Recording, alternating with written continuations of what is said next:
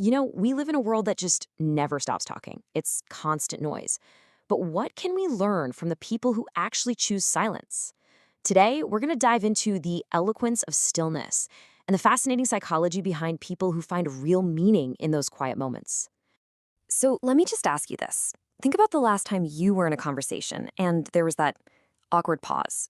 Did it feel totally empty, or did you kind of get the feeling that something was happening, just under the surface? Well, for a certain kind of person, that silence isn't a void at all. It's actually a pretty vibrant space.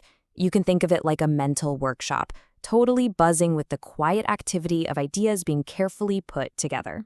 Okay, so to really get this, we first have to define what we're actually talking about here. We need to completely reframe our whole idea of what silence is. It's not just a lack of noise, it's something way, way more profound.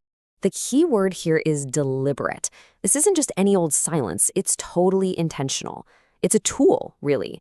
A tool they use for reflection, for actually processing what's been said, and for building a response that has some real weight and purpose.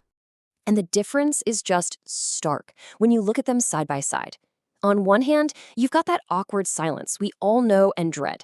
It's uncomfortable, it's uncertain, and it's full of this pressure to just say something.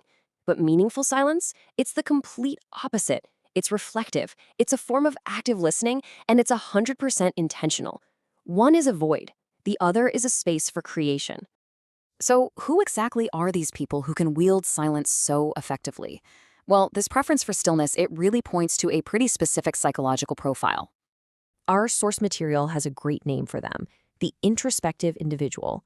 And this isn't just about being quiet, it's about having this rich, constantly active inner world. And if you break it down, here are their core traits. They naturally prefer this meaningful silence, right? Because they're introspective to begin with. Their default setting is to think before they speak. And this is crucial. They value the depth and the quality of what someone says way more than how fast they can say it. All right, so what is actually happening during that pause? I mean, from the outside, it can seem kind of mysterious, but there's a really clear, structured process going on. So let's demystify it. This right here is the biggest shift in perspective we need to make.